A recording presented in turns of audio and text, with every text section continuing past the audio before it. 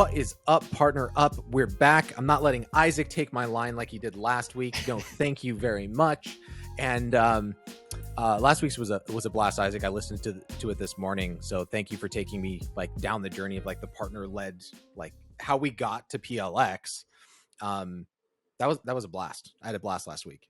Yeah, it was fun because it was easy. Like sometimes, when you're going to record a podcast and you're really focusing on what you're going to do and what you're going to work through. I love it when it's just really easy and natural and comfortable, which is a great segue because we're going to have a really natural, comfortable conversation today with a dude that I know you've known for a long time, Jared, but I just met Mark like at when we were preparing for Ecosystem Week. And after one call, two major things hit me. One, oh man, there's so much more with the future of events than I thought. And two, I got to get to know this Mark Kilens guy and talk to him any chance I get. So here we are.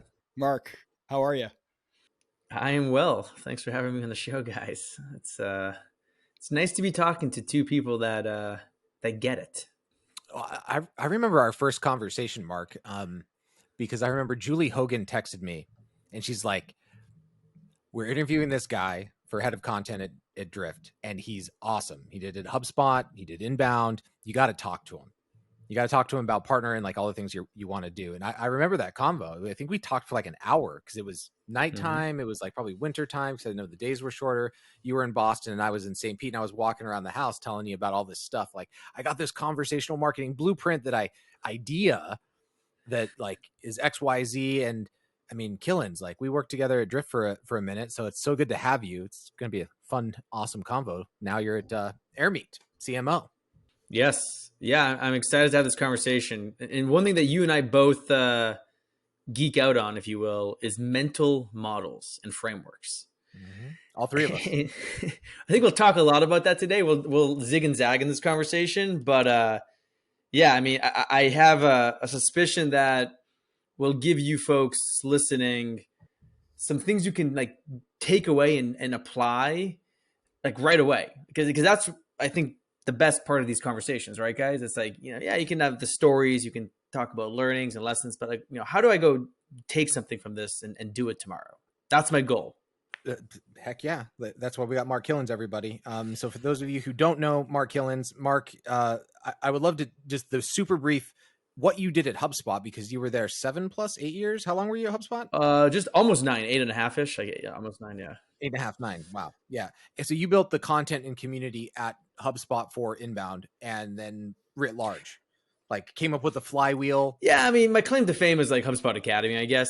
That was just such an amazing team effort. Like, we're not going to talk about that, but like, yeah, HubSpot Academy, I guess, was the claim to fame. And I'm so proud of that because it involved so many people. It was truly a partner-led experience, from partnering with customers, partnering with agencies, partnering with other SaaS businesses, partnering with people inside of HubSpot to bring that to life. The product team, really, really early days.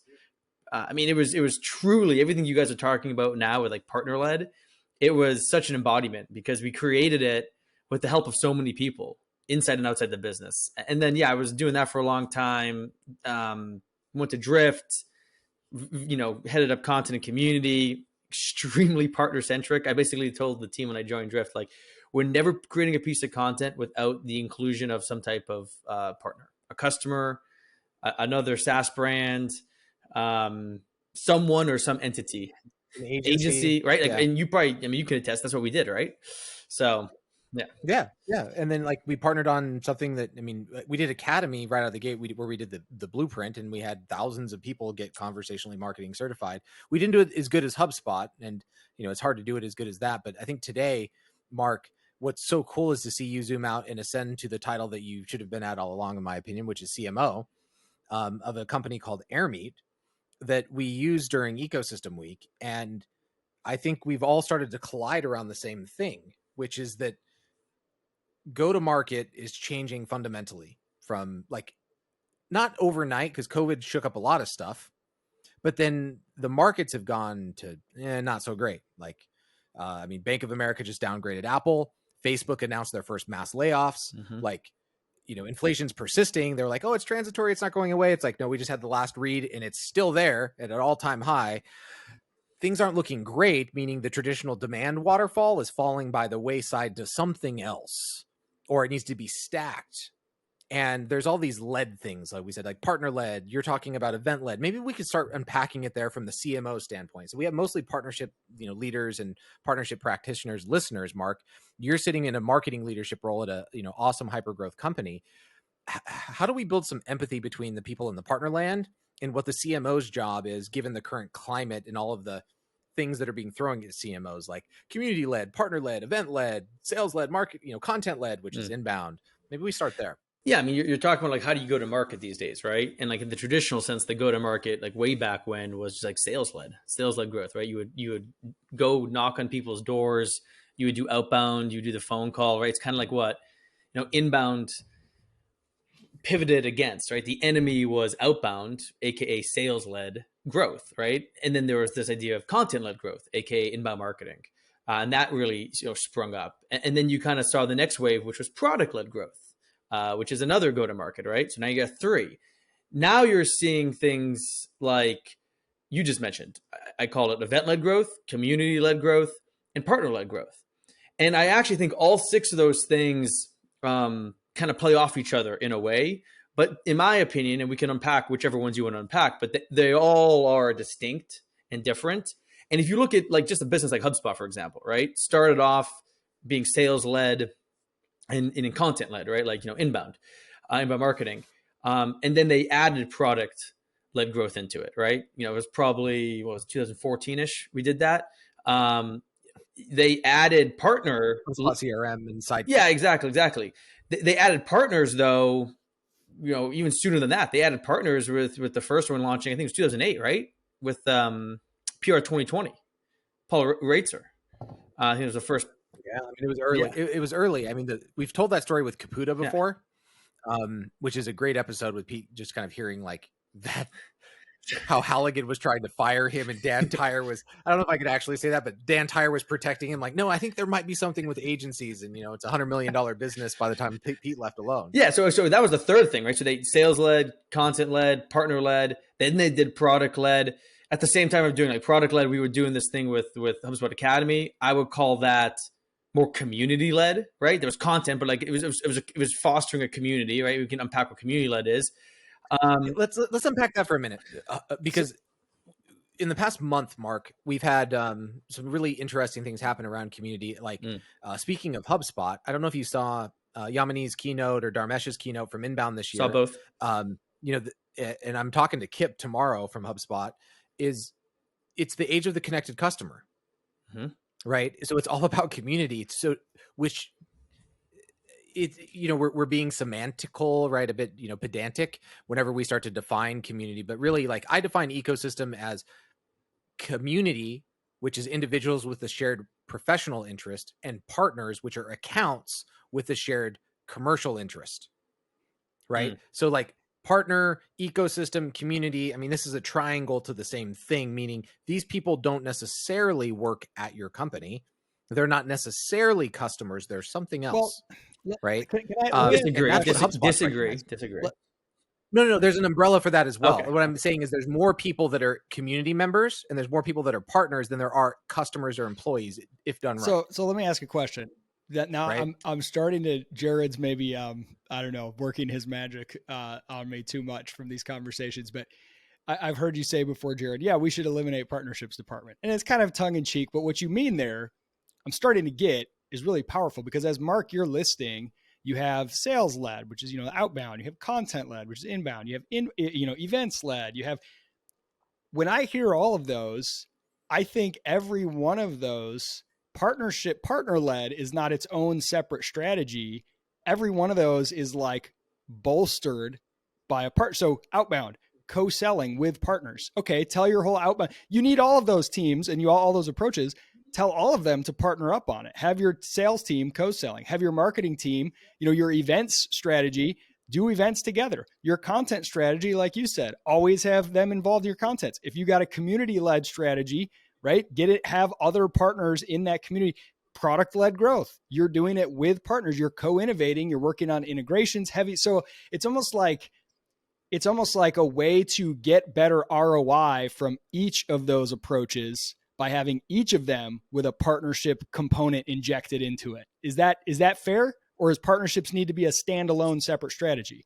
Spot on.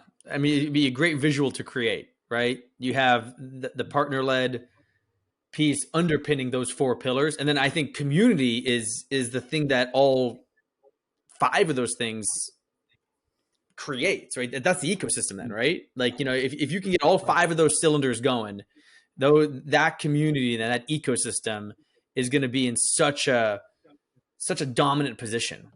Again, like look at Salesforce, look at HubSpot, look at some of these other ones, right? Because like then it's really becoming a community, not just of like people, but like technology, right? And a true to Kip's comment, like in your comment, Jared, like a connected community, right? Through all of these different exchanges economically of value, right? It's not just.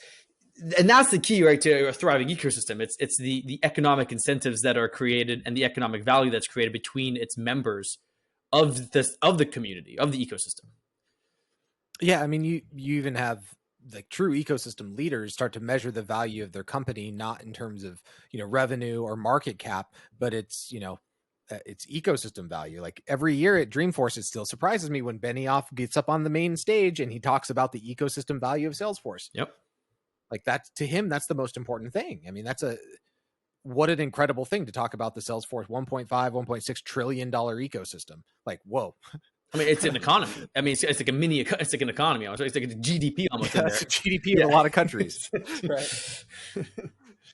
Totally is. So if that's the case, then what we're kind of saying is that it's an overlay.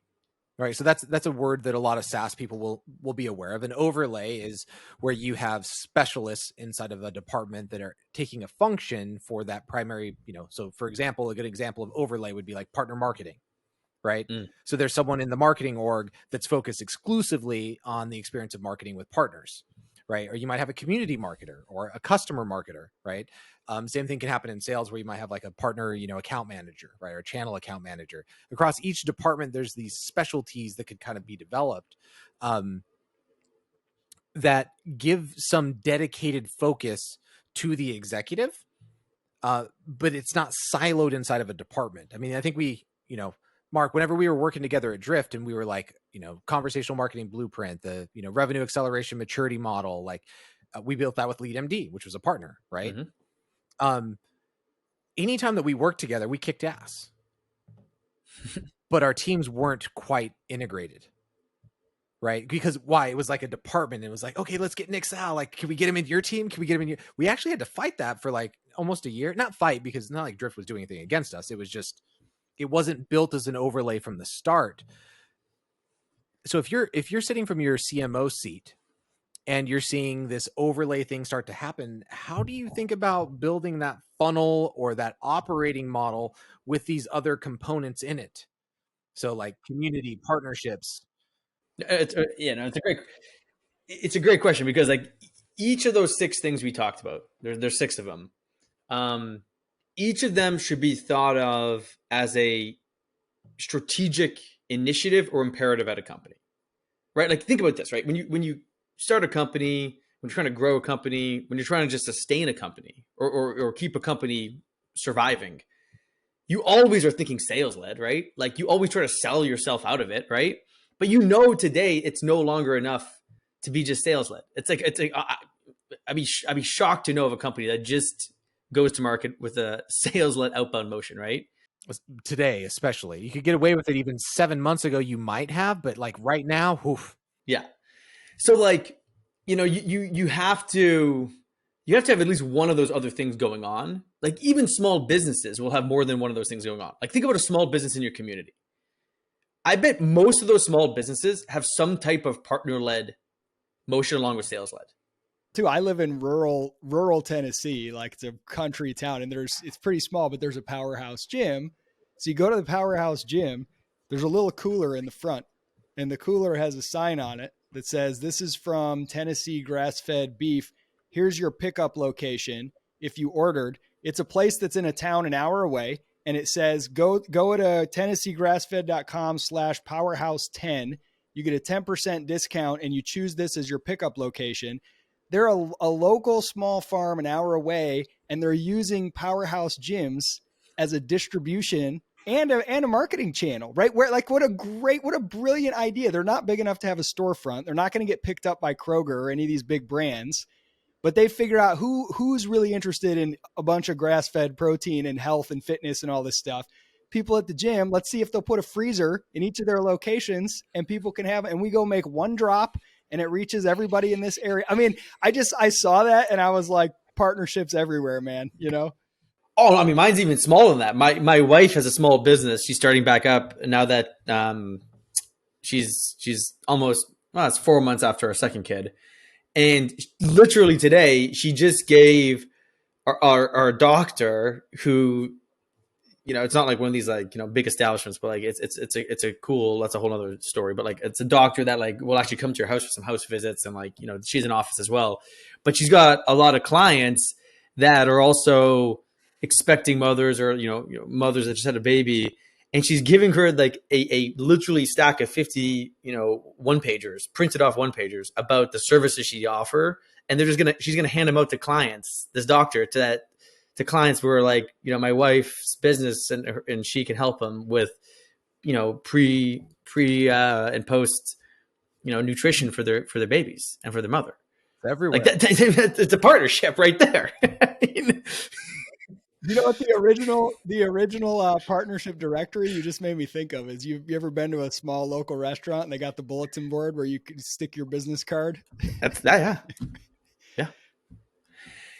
So going back to my point on the go to market then, right? So it's like sales led, right? And you have to think about, like, sales led is of course getting investment, right? You're hiring more salespeople, you're hiring BDRs, SDRs, right? You're doing things, you know. And some people say, well, aren't these all just marketing led? Like, I think it's too short-sighted to say it is marketing led, right? Everything I think a business does is, in some ways, is a component of marketing these days, because literally every interaction, every moment is a moment of potential marketing, right, for the business. So let's get more specific. So content, every business is trying to do content for the most part, right? Even if your business is only trying to do stuff on TikTok, it's still content. I mean, it's right. Like, so like you're doing content led, right?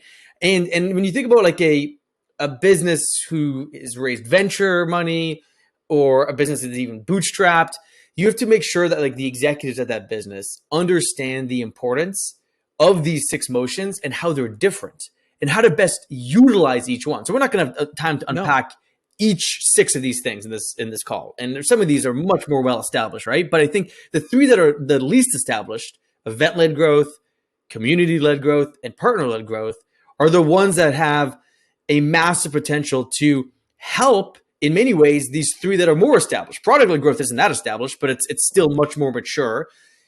Content-led growth is, very mature. It's even around before, you know, HubSpot per se, but like, you know, they've done a lot, of course, in 20 years to bring it to life. And then sales-led growth, it's been around for decades and decades and decades. I mean, centuries, right? So, you know, in my estimation, we're at this inflection point because these 3 others have been around. Event-led growth, always been around, but very in-person centric. Now it's been like digitalized, right?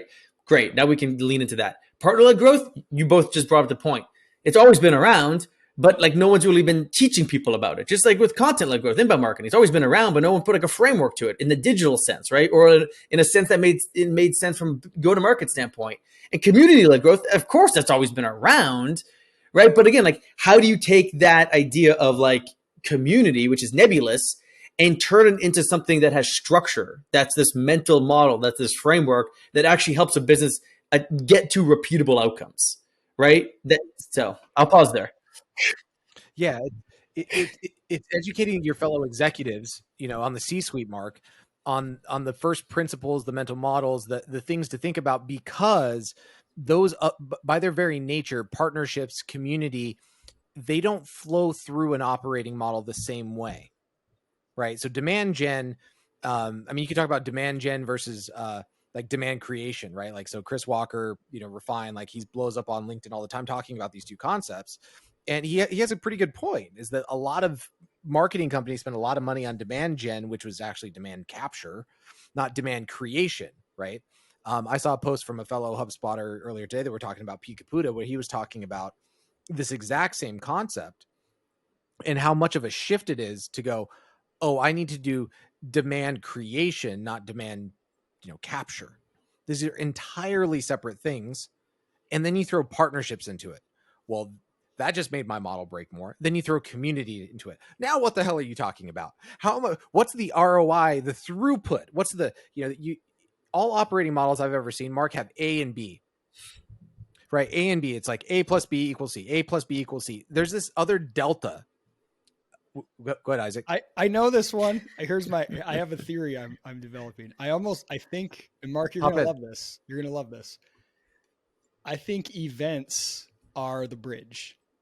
I think events are the bridge to connect those and help define and systematize those more nebulous motions of partner-led and community-led, especially in the digital era. Because what you can do, and I know, because I've been through the demos on AirMeet, if we start to treat a virtual experience, a remote experience, like a unique thing, instead of just kind of like, okay, let's take things that we already know and slap them on a camera, you get to have the benefits. You get to tap into the data and the measurability that content marketing has become so effective with over the years. So you get stuff that, like, so you think about events typically in person, right? It's like, hey, we go there, we know we're going to have good conversations, we're going to get our brand out there, and we don't know exactly how to measure it, but we know that now you start to look at things. You can look at, hey, we had a virtual room, and when we had this banner up, people stayed for 5 minutes. When we had this banner up, they stayed for 2 minutes, right? You can start to tailor these virtual experiences and get the data and get the measurability. And I think events is like a really easy, you can see it maps on, and you can see as we get better and better at creating these virtual experiences and getting the ROI, it's much easier to capture that. Events sort of are a key component of community. They happen in communities. They create communities after the events, right? Events are one of the easiest things to partner on. So those start to become easier to do if you start with events, because I think it's the easiest one to measure right now. I think I want to tie this together, because Isaac, I think you just threaded a very complex needle with Mark being here. That's amazing. Is that what I was saying? Is it's hard to see the throughput on community, on partnerships, on these other things. What you just said, Isaac, events are that forcing function, is the phrase that I like to use, for bringing those things together in a way that's measurable, right? So like, the old marketing saying I've said 100 times on this podcast and elsewhere is like, 50% of my marketing budget's wasted. I just don't know which 50%, right? Like that's an old thing in marketing. That's a completely true in community and partnerships. Like you're throwing stuff away because it's really hard to measure. But the second that you bring that event together, where you have 5 partners and they bring their customers, and you bring your community and they bring theirs, and you have this multi-thousand person thing happening, you can measure everything. I mean, that's happened for us. That's why we got to go all in on these remote experiences, these virtual experiences. Mark, what's your take on that? Of like, community and partner can't be measured, so you stack an event on top of it, all of a sudden you can. I mean, you guys are doing a great job selling all this, so I'll just say yes and nod my head and move on. Well, I'm not sure. Like, this is the episode that we want partner leaders to share with their marketing leader, right? So they're like, hey, we need to do more partner marketing, right? We need to do more with our community and our partners out in the market. Why would we go to market alone when we have this influence of people that are surrounding our customers that are already here? Like, why are we just going to go announce and do this event why would we not invite our partners to participate as panelists, our community members, and highlight and make them famous? And this is where, if you don't, like, again, I'm just anecdotally here, I'm spitballing, I could be totally off in these theories, but if you don't know where to start, if you kind of believe roughly, if you're in marketing, hey, I kind of believe this stuff about dark social and this stuff about building trust and living in the community and living in market, but I don't quite know where to get started. It feels a little weird to go like Googling templates for good LinkedIn posts and then have the team start posting. It feels kind of mechanical. It almost feels antithetical to building trust and living in community or whatever.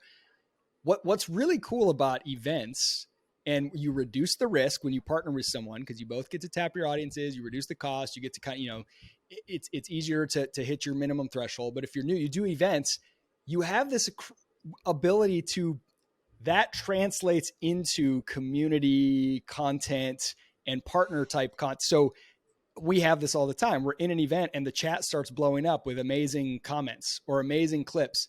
And what are people doing? We're doing it, but so are people who are attending the event, which is like free viral stuff, right? They're screenshotting it and be like, oh my gosh, look at this banger that Mark Kilens just dropped in this session, right? And now you're kind of participating in that community in a more organic way. You have, it kind of, it gives you, it provides you, you can, after the fact, you can do content, follow-up content with those partners, and you start to form these relationships both with your partners and with community members who are not, who are not necessarily partners. I just think it's like a really easy starting point. It has all these like positive effects that start to compound over time. I mean, yeah, they act as a center of gravity, right, for a lot of things. That, a good event doesn't matter how big or small it is, right? Because every person gives off energy, right? Every person is an energy unit. So the more you can get these energy units, aka people, together, either digitally or in person, theoretically, the more good energy will be created. Versus just doing something with a piece of content. It's like, well, that piece of content doesn't really give off energy because it's not really alive. The product, it can give off good energy, but it's different. It's not alive though, right? It's a tool at the end of the day. Sales, it's people to people, right? You think with that kind of motion. Sales can drain energy from you if you want to have your energy drained sometimes. There's that. I'm kidding. I love I just think the energy at communities is definitely, all about people, right? And and that's where I am bullish on events, just because it's very innate in the DNA of humans, right? Humans have always been about getting together in a tribe, right? Like going way back in human history, just the way we're biologically programmed. You don't really want to go off and be alone. People want to be together. All the studies show that when you're together, you're happier, you're more productive, your life's better. So it's like, isn't it kind of obvious then for companies to try to get people together and then do this together between themselves, as like you said, Jared, like between the organizations, right, where there are these more strategic partnerships. But here's the thing: I think there's a massive skills gap. Just like there's a massive skills gap. Or there was a massive skills gap with how to do good content, how to do good product-led growth, right? And those things still have skills gaps. They're getting filled, but we're people doing events as event marketers, right? But no, that shouldn't be just event marketers. It should be anyone should be empowered to do an event. And same with partner-led marketing, right? Like I told my content marketers when I was at Drift and the people at HubSpot, I was always saying 60 to 80% of our content should come from the voice of someone else. We should just be there to empower them, to take their expertise and their stories and their experience and turn that into something that someone can use to learn, to be motivated, to get to an outcome, like whatever it might be, right? We're just there as the facilitator, if you will, right? So I just feel like there's a skills gap with these three new concepts: this partner, event, and community-led go-to-market concepts. That's a Mark Kilens clippable, everyone, right there. That was such a salient way of distilling down, Mark, what marketing looks like in the 2020s versus what it looked like before, at least in the myopic world of B2B, where you're building your go-to-market plan. I need to hire this content marketer, this demand gen, this ad, this person, this. If you're like, hey, the majority of our content should not be created by us, it's created by other people, you're in that camp, right? Like what a simple measure to understand if, hey, are we doing marketing in the 2020s way, or are we doing marketing in the 2010s way? Well, how much of your content is produced by you or outside of your walls? If the majority of the content is produced by you, you're not doing so well. As a marketing leader, you're not doing marketing, you're trying to do old school demand gen. I think this is a good inflection point to bring up Ecosystem Week a little bit more is like a segue, because here's what's so interesting about this, Mark, the convergence of these three things. So Partner Hacker, we have an audience. We're trying to help them with that skills gap to some degree. We're trying to like make the people famous who are actually helping with the skills gap.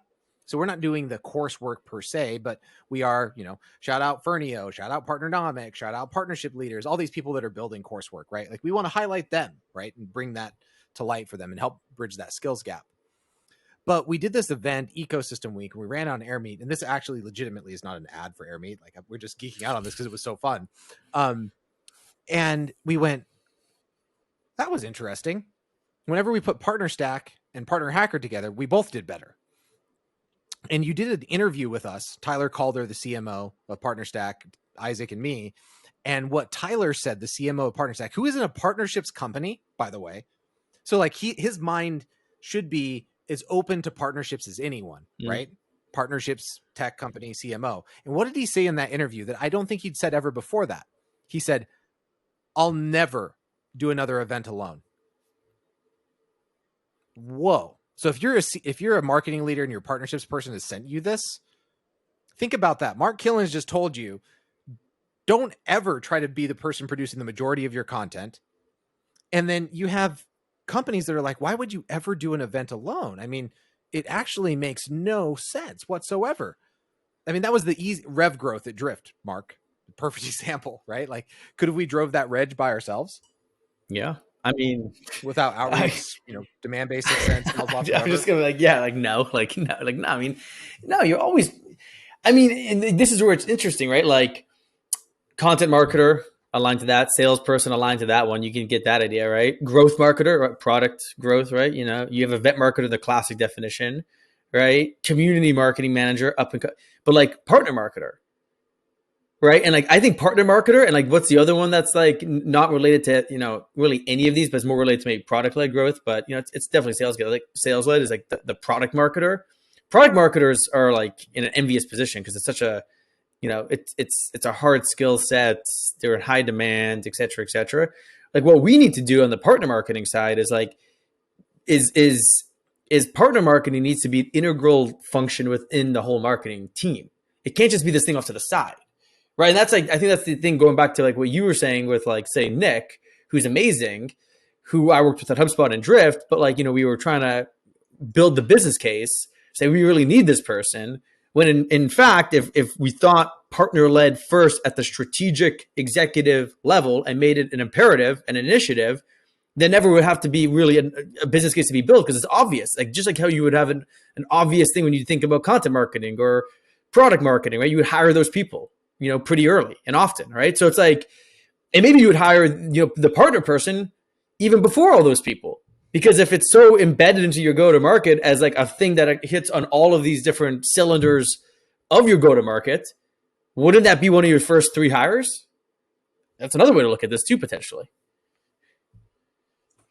So one of the things that can happen if you say, all right, we're going to partner, we're going to do events together, we're going to do content together. I know this because I've been there before with previous companies. You can feel like, oh, this is a chore. Now I got to go convince somebody else. And then they're going to want to do like 15 phone calls to go over whether the content is this with.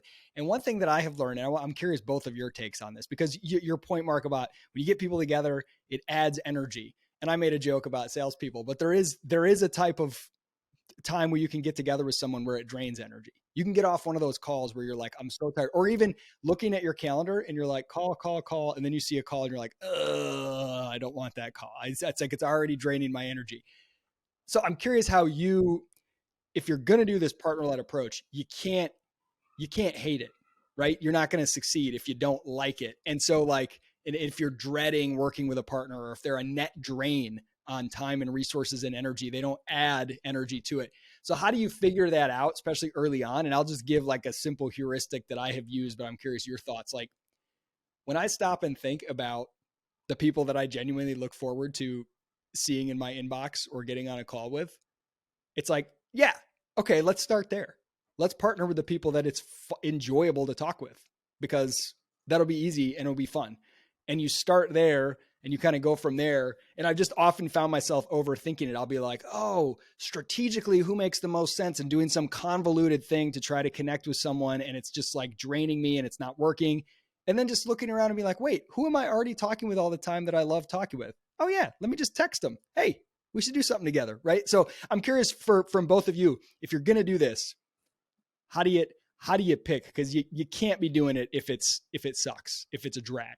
Yeah, and I think evaluating that from the marketing perspective. Sorry, I thought you were going to hop in, Mark, because like obviously I could rant about who to not partner with from a partner's perspective, but from a marketing perspective, where do you hop in and like go, yeah, like we want to attach our brand to that. Like we want to work with this company. We don't want to work with this company. This company is an investment that over long term, like Lyft.ai at Drift, we did tons of stuff with them that was really cool, but that was like they were nobody, but then they started helping a bunch of our customers, right? So how do you know when to place, co-marketing event investments like seeds versus, you're watering the big giant tree like, oh yeah, of course we'll do something with Adobe.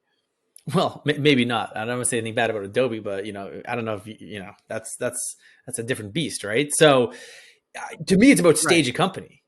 I mean, at the end of the day, like, I always take the ABC approach, always be connecting, right? Like, so a good partner marketer would have this mentality to always be like on the hunt, or you're always hunting out for things. And for me, it's about experimentation.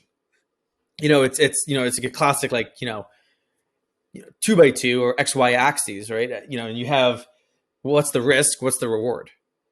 Right? How much effort are we going to get out of this? How much effort is it going to be? And what's the investment, right? Like you can think of it in any of these different ways of these mental models, right? But you basically, from my point of view, if you don't have an established relationship, and I think, Isaac, you make a good point on just going to the places you have an established relationship, like that could be a good place to start. But like you do have to look at like fit and intent. What's the fit of the ICP overlap between the two businesses?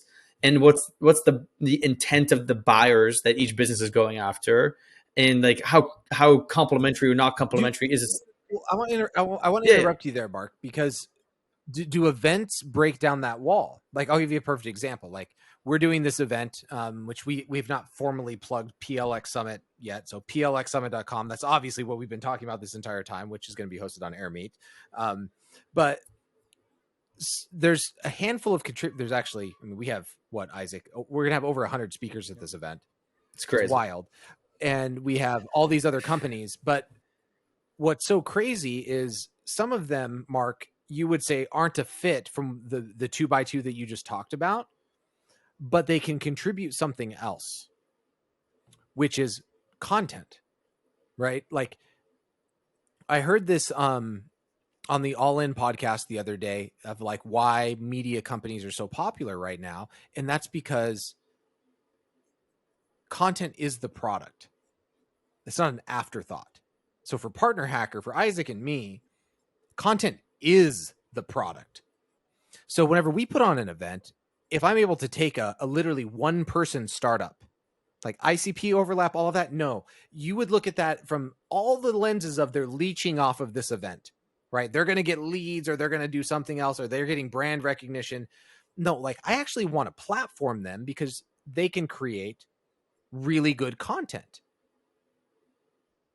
All of a sudden that matrix falls apart, right? Like if you're highlighting someone, think about Paul Reutzer or who was the Marcus Sheridan, the pool guy, right? Like why would HubSpot platform and make famous a guy that had a pool company? Or at Drift, we had Eliav. The guy had a hot air ballooning company. No. So it's two different things here. Like, so first off, like the content I think does match into that framework because the intent might be too broad to say it, but like, okay. It's not so much, it's buyer, it's the buyer versus the account fit, right? But, and those buyers that those people you're getting to the event have an interest. They have problems like that company's talking about. You guys, it's not like you guys have like, right? You're speaking to the same universe. The audience, right? It's at a high level, right?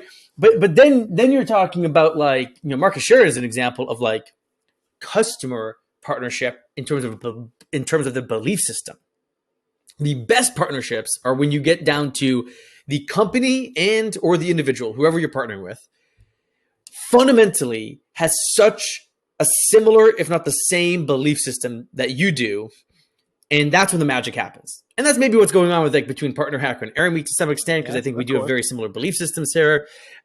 And like so that's the ultimate partnership in my mind. Like if you, so there's partnerships that can be just like transactional, about the money, about the reach, all good, right? Those are necessary. You have to do them.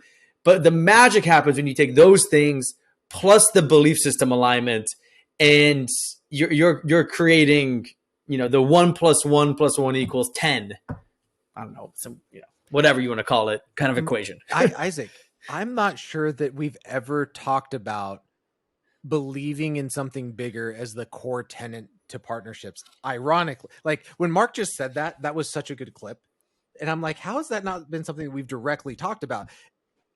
Every single partnership needs to be rooted in a belief in something bigger than, by all means. So like I've talked about this a little bit in like my alliances talk. Like you have to create a vision of a better future and get that alliance partner to believe that too, and that you're the only partner can do that.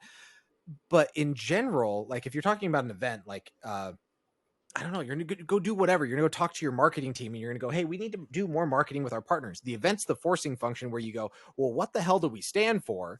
Where we can bring our ecosystem, our community, our partners, our everyone together to go, we all believe in this better way. It's funny, Jared.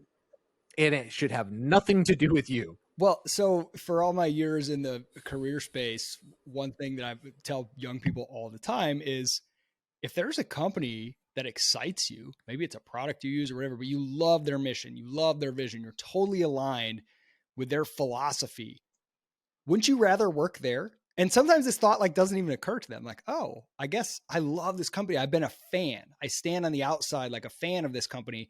I never even thought of pitching them and trying to work there.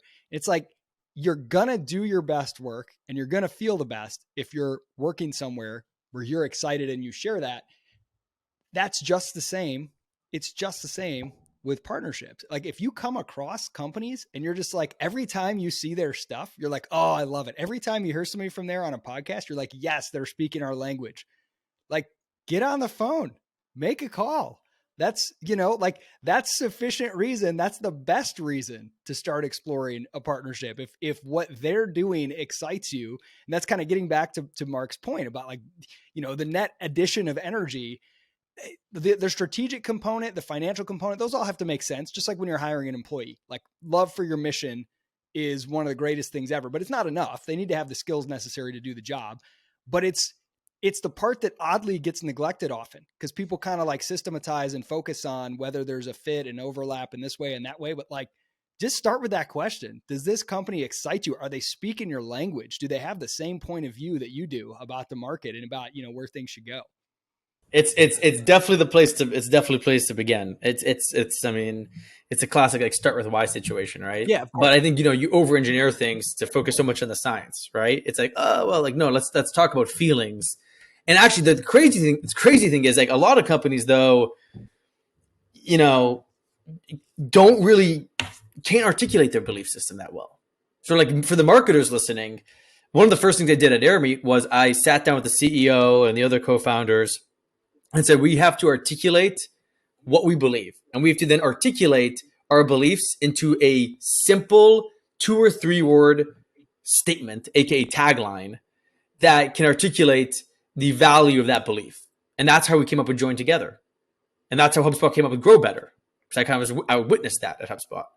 So like, you know, in like Nike, just do it, right? So it's like, that's like, you know, when you can get down to that level of simplicity and clarity, you know, then you can start cooking with gas because you boiled it down to its like essence, like, you know, it's its finest essence. So anyway, that's just a tangent, but I kind of wanted to bring that up. No, I mean, I can't think of a better way to end our mission statement at Partner Hacker, Mark, is to build a world where everyone can win together. And whenever I saw you release the, you know, tagline "Join Together," I'm like, there's something bigger here, right? Like that's why I was like, we have to work together, Mark. Like I happen to be using your platform. We're talking about two different sides of the same challenge. And I think we're just going to be a case study together on how to build this new world where everyone can win together, where they can join together, where you can bring your community, your partnerships, your people together for a forcing function of going, hey, here's community X or flag Y, and here's Z, which is what we all believe in. I mean, that's a movement. I mean, all markets are created by category creators, about market makers, about movement makers, and events are a vital component of that. If you're a partner personally listening to this, use plxsummit.com as an example of like, hey, here's partner marketing. Because guess what? There's 90 plus sessions. There's 100 plus speakers. These are all partners of ours. We're running this all on AirMeet, not as a promotion, but the fact that AirMeet and Mark is talking about how you should go to market and join together. Why would you and your company, your tech company, your B2B company, not be doing the same thing?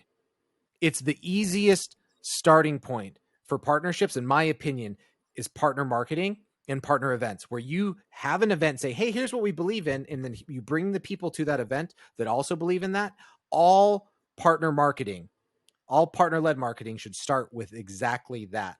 That's where we're going to leave you. And all these gems from our buddy Mark Kilens today on PartnerUp. Mark, it was a pleasure. We're going to see you at PLX Summit, right?